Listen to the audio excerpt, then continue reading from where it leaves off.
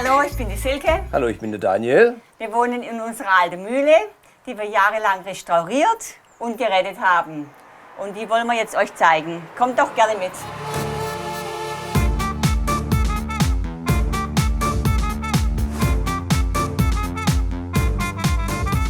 Hier stehen wir in unserem Wohnbereich, wo das Leben stattfindet. Wir haben mehrere Wände rausgerissen, um einen großen Wohnraum zu gestalten. Direkt da, wo ich jetzt stehe, ist von unserer Schleifmühle das Wasserrad runter, 5 Meter tiefer. Unser Wasserrad hat natürlich die Schleifsteine in unsere historische Werkstatt antrieben. Die seht ihr dann später. Aber mit diesen Schleifsteinen hat man dann natürlich Messer hergestellt oder auch geschliffen. Alles, was stumpf ist, wurde bei uns wieder scharf gemacht. Und die ganze Ware ging über diesen Ladetisch. Deshalb war es mir sehr wichtig, dass wir den irgendwie erhalten und auch bei uns integrieren, einbauen. Ich habe dann sehr viel abgeschliffen, alle Leisten weggemacht, war ziemlich viel Arbeit.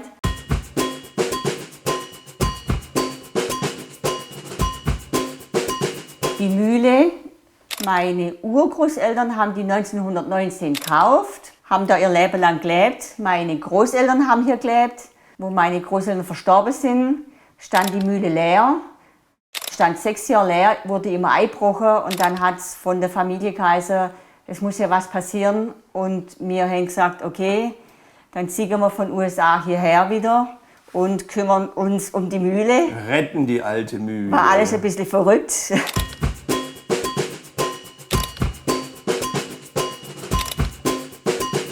Hier wurde oft angebaut, umgebaut. 2017 haben wir unsere Küche hier angebaut. Und dann laufen wir hier rein in 1964, wo die Veranda von der Uroma gebaut worden ist. Die Uroma wollte hier einfach ihren Küchentisch haben. Das war ein großer Traum, hat mein Vater mir erzählt. Der hat nie stattgefunden, weil es war mit lauter Ware vollgestellt und es war einfach Rumpelkammer, Rumpelabstellraum, Lager. Im größten Baustaub habe ich angefangen, diesen Tisch zu bauen. Und die Sieger hat mir gleich gesagt, mitten im Bau so ein Tisch, bist du verrückt. Ich fand es total utopisch und nicht richtig passend, weil es war alles Baustelle und der Daniel baut hier einen Tisch.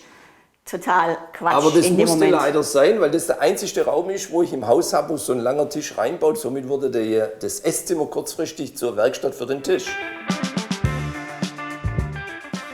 Das Interessante ist hier, das war mal früher eine Außenwand und diese Außenwand ist natürlich der Putz dann irgendwann abbröselt, der jetzt innen drin ist, und hinter diesem Putz hat sich das tolle Eichenfachwerk von 1534 wieder hervorgehoben oder ist wieder rausgekommen. Das haben wir jetzt freigelegt und wir haben außen kein Fachwerk, aber wir haben das jetzt innen bei uns im Essbereich ein Fachwerk.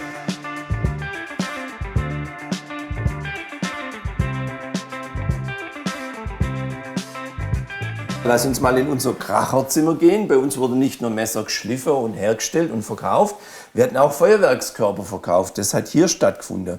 Hier sind wir einfach dann, wenn wir nach einem stressigen Tag, arbeitsreichen Tag, kommen wir hier ein bisschen zur Ruhe, hören Musik oder leisten dann auch was.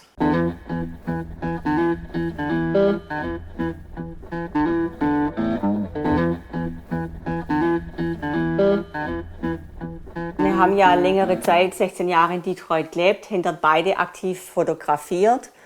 Und hier sieht man das Lee Plaza Hotel. Das war verlassen, kaputt. Und das stand dann irgendwann auf der Abrissliste. Da sind wir dann ganz zum Schluss nochmal rein und haben dann die Rosette, was wir hier jetzt bei uns angebracht haben, gerettet.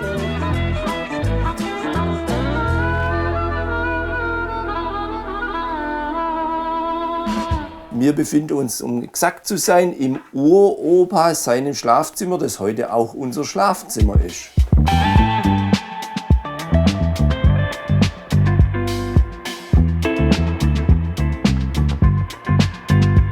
Wir waren dann ganz stolz, dass wir uns das so schön eingerichtet haben das unsere Freunde gezeigt, haben das vorgeführt mit einer tollen blauen Wand. Und die erste Frage war, wann streichten ihr die? Das war uns niemals ein Gedanke, diese schöne Patina wegzustreichen. Uns gefällt es, wenn die Wände leben.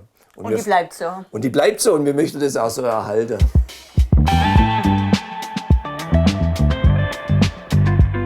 Bei der Tapete, wo wir die weggemacht haben, stand hier früher ein Kachelofen. Und dann gab es hier einen Rußfleck, der unter der Tapete rausgekommen ist. Eigentlich ein Gesicht, ein kleiner Pferdeschwanz. Ich habe eigentlich gedacht, es muss weg, habe angefangen zu putzen und dann war diese Geschrei. Oh, ich gesagt, halt, stopp, nein, das Rotkäppchen, das muss unbedingt da bleiben. Und seitdem ist das hier an der Wand.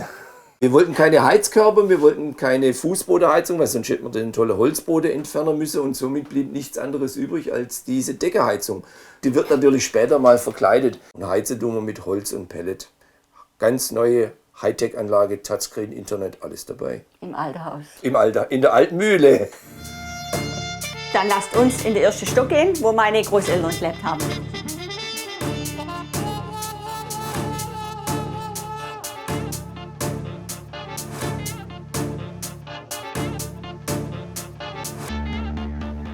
Hier in dem oberen Stockwerk hat es 2011 gebrannt.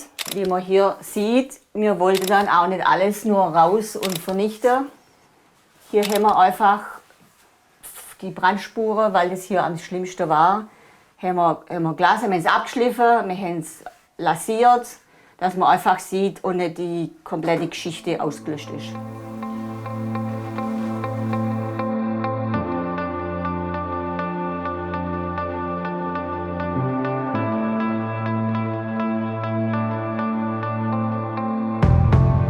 Da, wo das Feuer dann ausgebrochen ist, hat meine Oma hier auf dem Sofa Mittagsschlaf gemacht und ist dann durch den Schwelbrand einfach nicht mehr aufgewacht. Also sie hat nicht leiden müssen. Für die Angehörige war es natürlich nicht so schön. Großer Schock, ja. Ja. Manchmal sagen halt Freunde von uns, wie könnt ihr hier wohnen, wenn die Oma da gestorben ist. Aber wenn man überlegt, die letzten 500 Jahre sind Leute in dem Haus gestorben und auf die Welt gekommen. Natürlich ist es tragisch, aber Teil von der Geschichte, Teil von der Geschichte vom Haus.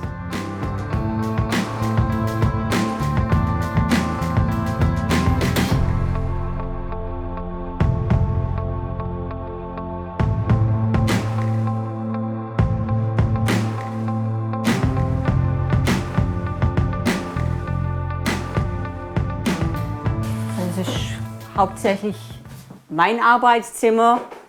Hier war das Schlafzimmer von meinen Großeltern. Das Bett stand hier, war auch ein relativ kleiner Raum.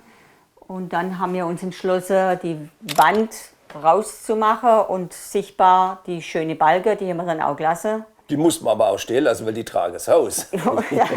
Ja. Das geht nicht. Hier sieht man eine fertige Decke. Vorhin unten hat man eine unfertige Decke gesehen, die werden bei uns immer weiß. Elektrik habe ich komplett alles gemacht. Ich habe Elektriker gelernt. Das hilft natürlich auch bei den Baukosten. Handwerkerstunden sind ja bekanntlich nicht günstig und ich würde mal schätzen, 80–90% in dem Gebäude haben wir selber gemacht. Also hier sind meine Fotografien aufgehoben. Einfach mein ganze Materialien, was ich brauche, für eine Galerie vorbereiten, ist alles hier aufgehoben und wird hier auch fertiggestellt.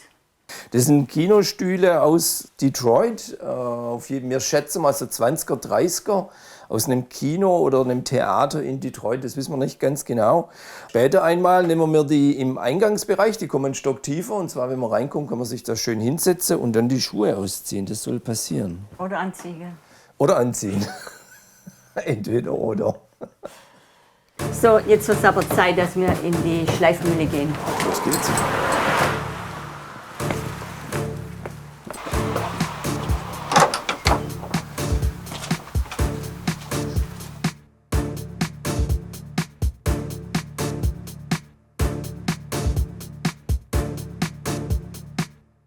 Hier sind wir im Herzstück des Hauses. Das ist der älteste Teil von unserer Schleifmühle. Und jetzt sieht man auch, dass man hier Messer geschliffen hat. Messer, Schere, Rebschere, das liegt alles noch da, wie es mein Opa hinterlassen hat. Das hat praktisch mein Uropa hat hier gearbeitet, mein Opa, mein Vater und auch noch mein Bruder. Das kann man nicht alleine machen. Aufpassen, dass der Riemen nicht runterfällt. Bei mir sieht es noch gut aus.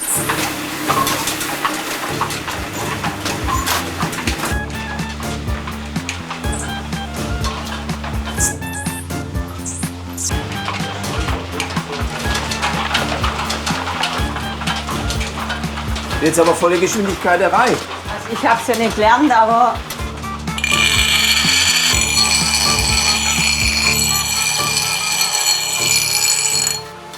uns war es von Anfang an Ja. klar, dass wir das Haus erhalten müssen wegen der Werkstatt. Die Maschine so laufen zu sehr ist einfach klasse. Wenn der Opa wieder da wäre. Wir haben auch noch das Wasserrad da. Und da kommt mal mit, das zeigen wir euch. Kommt einfach mit.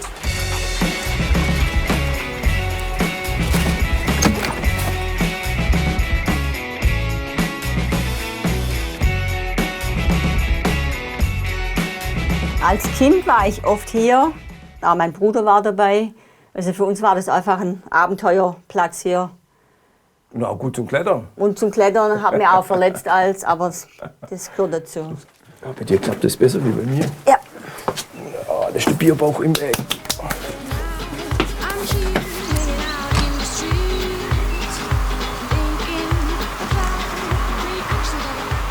Wie fühlst du dich eigentlich jetzt nach dem Bau? Was denkst Stolz, auch froh, dass ich nicht aufgegeben habe, du? Ja. weil der Gedanke kam schon als. Ja, der war schon ein paar Mal da. Das Und war einfach das Durchhaltevermögen, dass wir es einfach zusammen auch geschafft haben. Wenn er schlecht drauf war, habe ich ihn aufgebaut. Wenn ich schlecht drauf war, hat er mich aufgebaut. Ja, das haben wir oft gebraucht. Ja.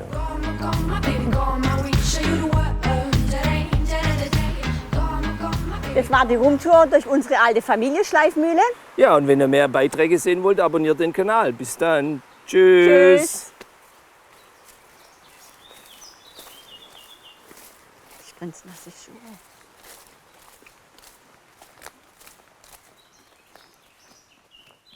Sauerkrautplatte weggestellt.